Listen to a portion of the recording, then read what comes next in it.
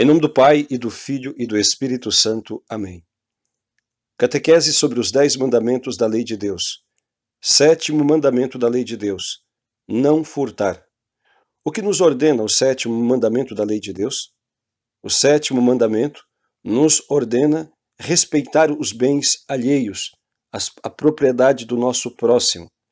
Nos ordena restituir ao nosso próximo algo que porventura lhe tenhamos roubado, ou o prejuízo que lhe tenhamos causado. Nos ordena também sermos justos e honestos em toda transação comercial que fizermos, ou trocas, não falsificando pesos, nem medidas, nem entregando mercadoria diferente daquela que nós anunciamos. Se formos patrões, nos ordena pagar o salário justo àqueles que trabalham para nós. Se formos funcionários, nos ordena cumprir o trabalho contratado. E o que nos proíbe o 7º mandamento da lei de Deus? Nos proíbe o roubo e o furto. Roubo significa retirar um bem do próximo mediante o uso de violência, armas ou ameaças. Furto significa retirar de modo sorrateiro, escondido, alguma coisa que pertence ao nosso próximo. Nos proíbe também a fraude, quer dizer, a falsificação daquilo que nós comercializamos ou dos contratos que fazemos. Nos proíbe a injusta danificação do bem alheio, dar prejuízo ao nosso próximo, ainda que seja involuntariamente. Nos proíbe a violação dos contratos que nós tenhamos feito, seja o contratante, seja o contratado. Nos proíbe retermos injustamente o bem que pertence ao nosso próximo, como, por exemplo, pegar emprestado e não devolver. Nos proíbe a usura. O que é usura? É a cobrança de juros, a agiotagem. Eis aqui um pecado muito grave, que já levou muitas pessoas para o inferno. A pessoa ganhar a sua vida às custas da exploração do suor e do sangue alheio, aproveitando-se ou da ignorância ou do desespero numa situação de dificuldade de outra pessoa, cobrando-lhe juros injustos. Então, aquele que assim sobrevive comete uma prática muito grave e que lhe custará a salvação eterna se não se converte a tempo. Quanto sofrimento, quanto transtorno causado a indivíduos ou a famílias por conta desta agiotagem, da cobrança de juros, pessoas que se veem desesperadas para depois pagar aquilo que devem aos seus credores, que lhes sugam até o último centavo, fazendo-as muitas vezes cair em desespero, causa de depressões, de suicídios e de outros tipos de violência, de ações depois impensadas. As pessoas que ganham a sua vida ou que se enriquecem desta forma já têm o seu nome inscrito no livro de Satanás, enquanto persistirem nesse tipo de prática. O 7º mandamento proíbe ainda reter ou pagar de modo injusto, aquém do valor, o salário para aquele que trabalha. Diz o Catecismo da Igreja Católica que este é um dos pecados que bradam os céus e pedem a vingança de Deus, juntamente com a exploração de órfãos e viúvas e pessoas em situação de fragilidade.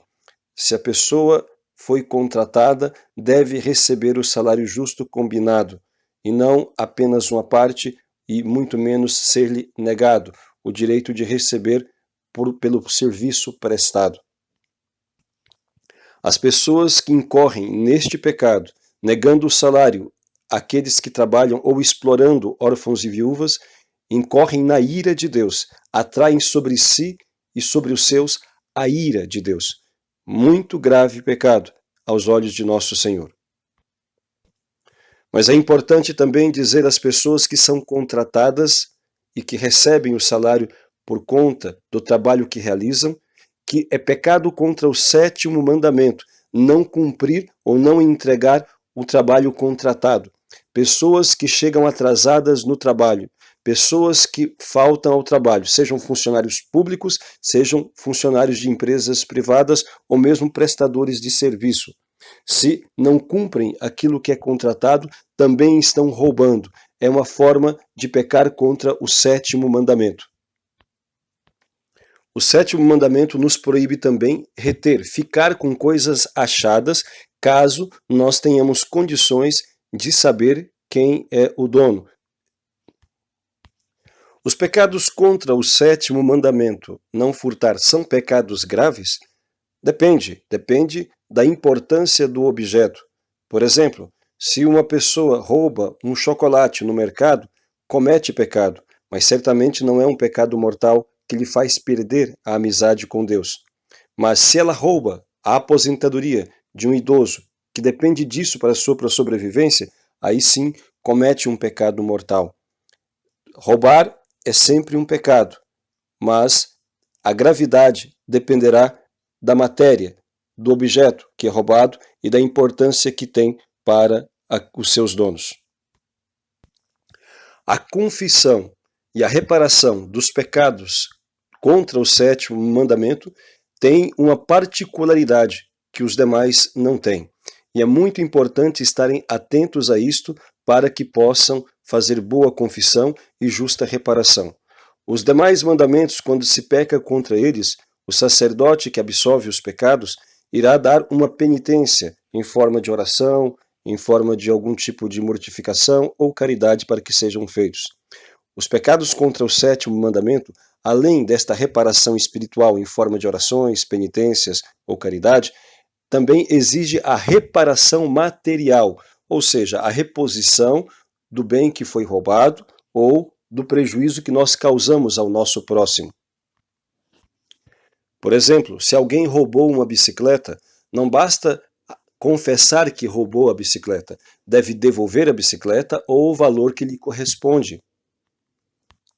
Se uma pessoa roubou R$1.000 do seu patrão, não basta confessar que arrependeu-se de ter roubado os R$1.000, precisa devolver-lhes, ainda que de forma oculta, mas é necessário devolver-lhes. E se a pessoa deu prejuízo, por exemplo, a pessoa quebrou um copo na casa de alguém, enfim, ela deve pagar aquele copo, salvo se o dono daquele copo lhe perdoa este prejuízo. Assim, todos os males referentes ao sétimo mandamento, os roubos ou prejuízos que causamos ao nosso próximo, quando confessados, devem então também serem reparados, ou seja, devolvidos.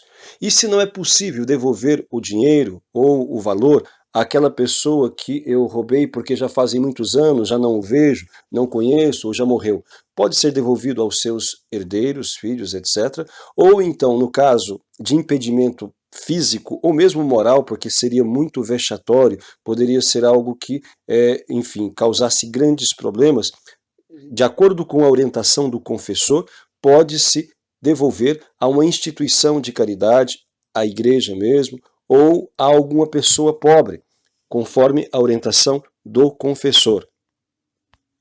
No caso dos pecados contra o sétimo mandamento, esta reparação material é necessária ser feita, porque se a pessoa que confessa o roubo ou o prejuízo causado ao próximo não faz esta compensação, caso ela se salve, terá que pagar cada centavo no purgatório.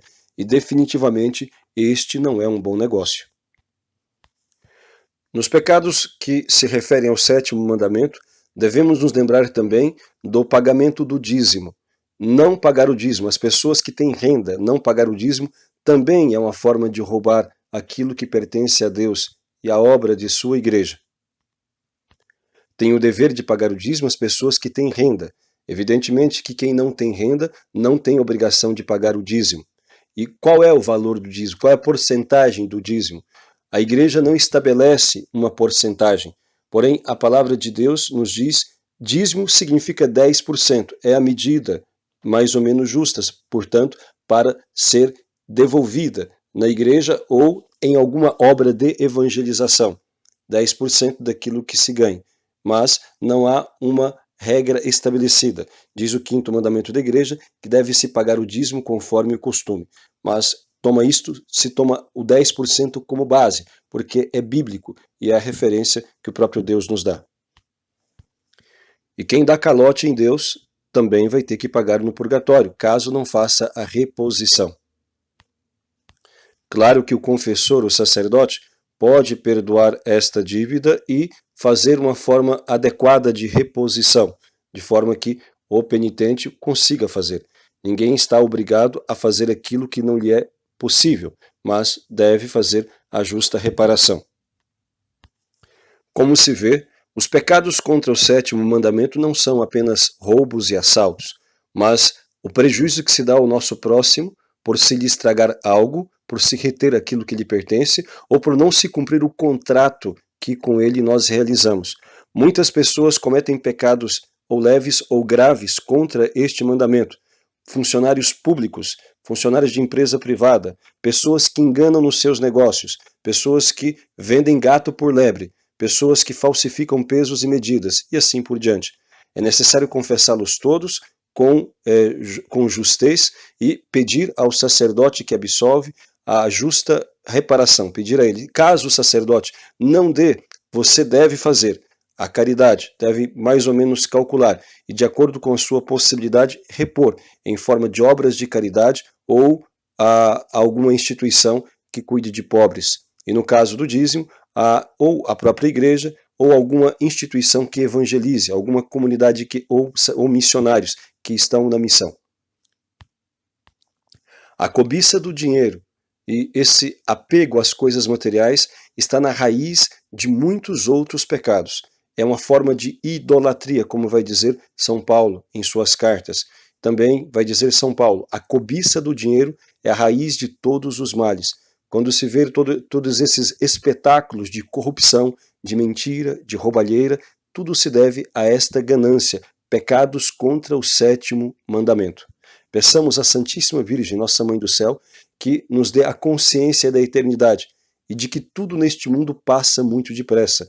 E como disse nosso Senhor, que nós ajuntemos tesouros no céu, onde a traça não rói e os ladrões não roubam. Louvado seja nosso Senhor Jesus Cristo.